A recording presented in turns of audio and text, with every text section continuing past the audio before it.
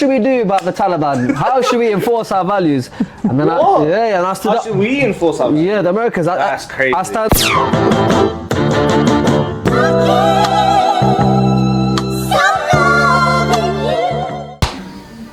Okay, welcome to the Garden of Truth podcast, where there's only truth and no bullshit. Today is an intro podcast, and I'm here to introduce my two guests, my two good friends, Hasib and Samir, and I'm also called Hasib, and welcome to the podcast. Today we'll be talking about a number of things, starting with very light, very, very light. We're going to talk about the war between India and Pakistan. Very light topic, and yeah, what are you guys' opinions on it?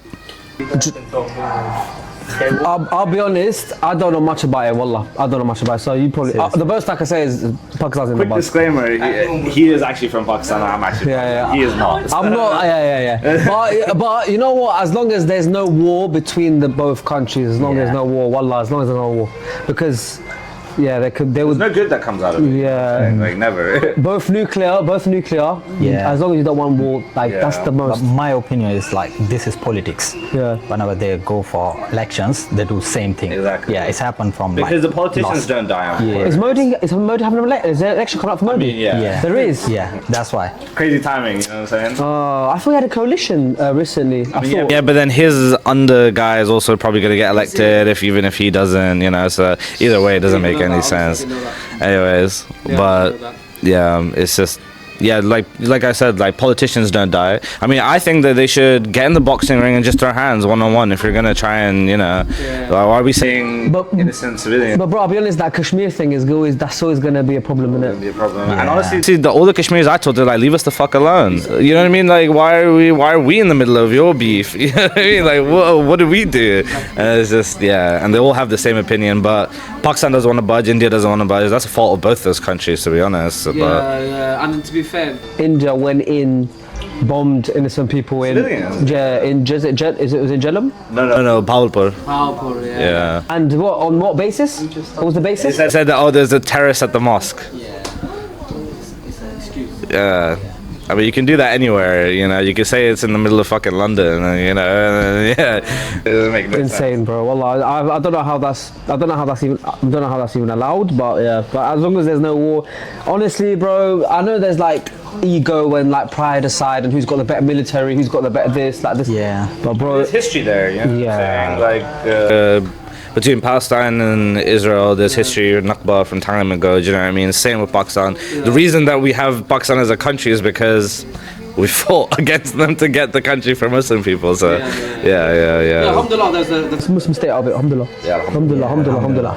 But other than that, bro, I feel like I said, it will probably be like Hasib said, it's a political game. Yeah. It's bigger than us, do you know what I mean? We can only discuss it, I know we can try our best to raise stuff about it, but we can't really do nothing about it. So what do you think is how would you solve the Kashmir problem?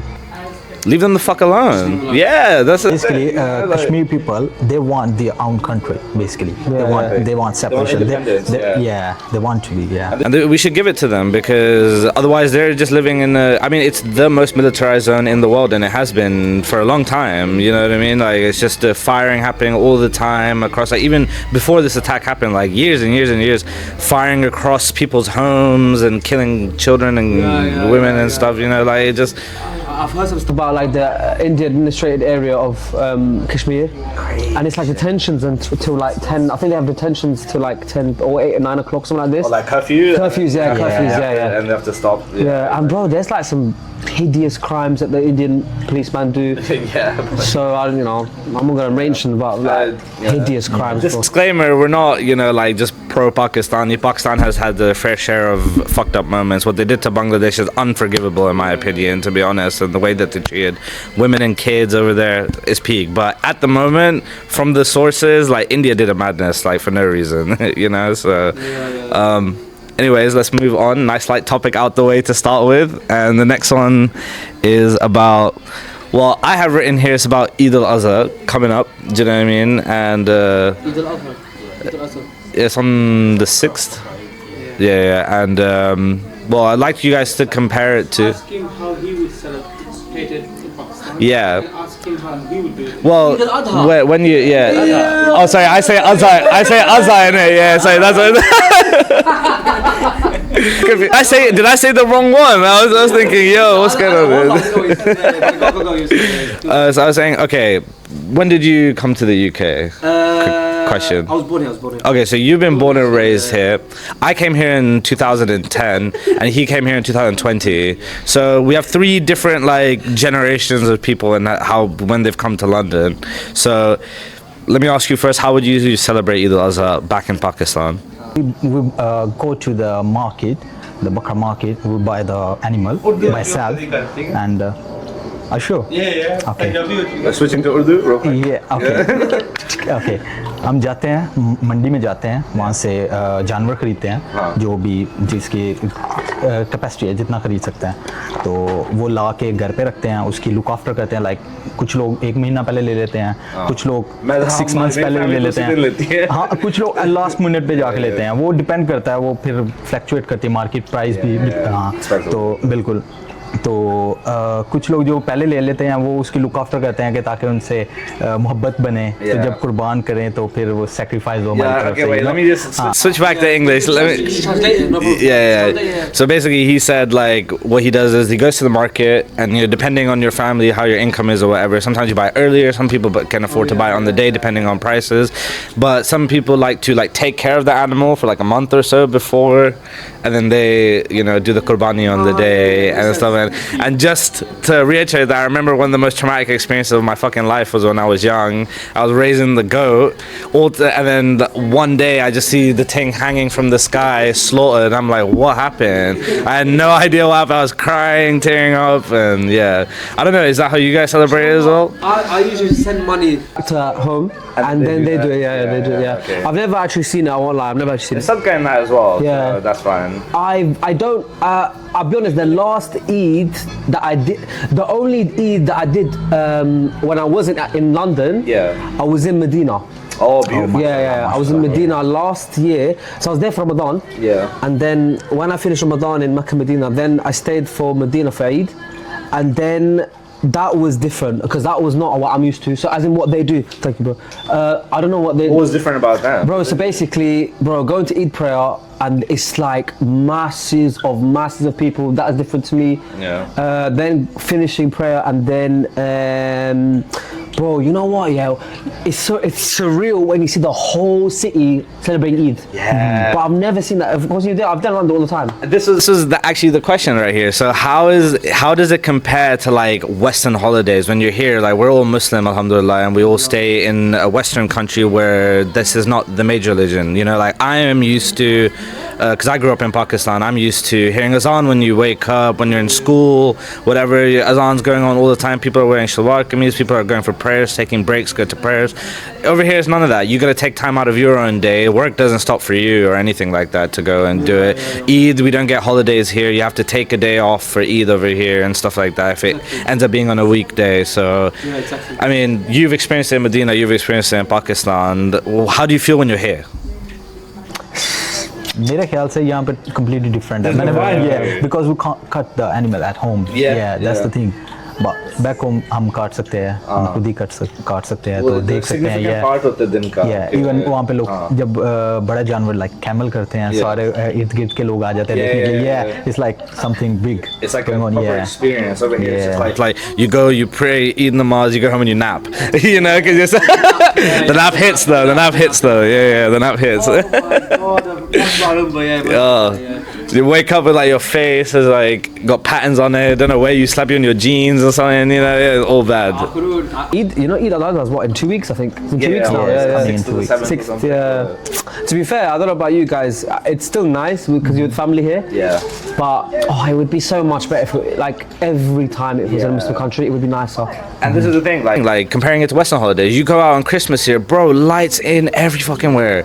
you go Oxford Street, all lit up. You don't even need no street lamps over here, you know. And it just feels like Halloween as well. Like everything is done up over here, and then you go Eid, and like nothing's like. You go to people's houses, they all look normal. You go to the masjid, they all looks normal, you know. Do you know what? It just reminded me something similar to what you just said. Another time where I celebrated Eid not in London was when I was abroad in US because I was studying there, right? Okay. I told you, right? Yeah. I was studying there for like a year. For 1 year. So the little. Were you in Florida? No, I was in California. California. Yeah, and then 50 Muslims or 40 Muslims in that whole city, that whole town. city, yeah. Yeah, sorry, the whole town. I'll So be stressed, bro. do you know what it is, bro? You go to a few Jum'ahs, and the next thing you know, there's the entire city. Yeah. So the entire town, Yeah. all the Muslims. So when we did the Eid together, I'm not gonna lie, it was really nice because Like family, you know? all their families would come, their cousins would come, all the people that you knew would bring their family, they bring their kids. Cutwork, yeah, in 5 minutes. Okay. Yeah, so honestly, that was really nice. Now looking back, that was really nice because literally you think like it's like all your family's here. My perception of a small American town was kind of like I would feel a bit weird to even tell people that you're Muslim there because they might be acting. Was it a bit like that? Okay, yeah. No, it wasn't. You know why? Cameras on, yeah. Yeah. My first politics class in America. Taliban had just taken over the country, taken over Afghanistan. Yeah. And my politics teacher goes, "What should we do about these Americans? What should we do about the Taliban? How should we enforce our values?" And then I stood How up. should we enforce our? Yeah, the Americans. That's crazy. I stand up. I'm like, huh? So I was unapologetic. Forget Muslim. I was unapologetic Afghan and Muslim at that moment. And then my identity in the uni started to go around because I was like, "What are you talking about?" And I look back. What are you talking about? You've already put your. Wallah, that was the first week. Yeah. That was the first week. I'll be pissed off. I never go back. Never go back. The first week, man. The first week. Didn't even marinate after 2 days. First week, they're all talking Thing about is, they've been a homogeny in the world for so long, right? They've been just at the top of the world. Every decision that the US makes trickles down, affects every other country, wherever you go. And it's just like, they don't know anything but that. Their country's only been around for 300 years and somehow they've gained so much fucking power through capitalism. But they also use like stereotypical things like like all women in Islamic countries, they all want to be mothers and have 8 kids, 9 kids, and all oppressed. Yeah, and this was like, how should we enforce our values on them? Yeah. I was like, what are you talking about? And it also destabilizing the Middle East. Like they bomb the shit out of them and then go there to get oil to run their own country. So Exactly. yeah. So that's why I was just angry. Wow. Yeah. Just angry. Like I'm glad that you stood up and talked to them though, because a lot of people would be afraid to do that. Is in my mind, I just moved from London to US, so my mind is still like I'm in London. I haven't actually settled in the US. So I could stand up in London and be like, "What are you talking about?" But then I realized later, I'm in America. They're so meek. They're so meek over there. Do you know what I mean? They weren't really saying that. And it got worse. Like I'm walking around the city, like the town, and I see some people that are like, what's the word? Used to be in the army, in the US Army, wherever they are. Veterans. Some of them are like 19, some of them are 20, some of them are 18. People that salute them on the street is weird. Yeah. Weird. And then I meet them, and they're some similar age to me. I met friends with them. Speak to them, how this that get. And next thing you know, they're like, "Oh, by the way, I was in the Deployed in Afghanistan. Yep. Sorry, go. I'm out." Yeah. So. Yeah, that was weird. Yeah. 2 weeks, bro. First 2 weeks, weird. Yeah. At least you met the Muslim people over there, and then eventually maybe it got a bit better. Do you know what I mean? Start hanging out with them. Bro, wallah, they were Really nice people. Some of them come here. They came to London a few times here as well. I can't imagine. I mean, you were there for a year. Imagine your whole life there. Like from being a kid, like they'll just be ragging on you, and then you get older and they still rag on you. Then you go uni and they still rag on you for being Muslim. Like you know. To be fair, where I was It was like a little small town. Yeah. So when you go into that, when you leave from where I am, when you leave, you go into it'll be 3 hours from, 1 hour and a half from Sacramento. Okay. Which is very like Muslim. Yeah. Like Afghan, Arab, Pakistani, everyone. Yeah. And then you go to like San Francisco, then it's like every flavor in the world is there. Wow. Guys. Every flavor. Yeah. So when you go to like the more mixed cities, then it's easier. But I'll be honest, the San Francisco's and those like places, amazing. But the deen can be for most, let's say 1 out of 5, 1 out of 3, the deen can go up and down for some. Oh, okay, yeah. Because the American culture is so strong. It is so strong. As in what they are and how they are. So they I kind mean, of and they're flies very like you said, they want to enforce it. Like there's the professor who's meant to educate in general general, he's standing up and saying we should put our values into this country. I mean, that automatically tells you where it's like, wait, he hasn't got a chance to speak yet. He will. This just a run. Okay, we're gonna take an ad break. Subscribe to our Patreon. Yeah.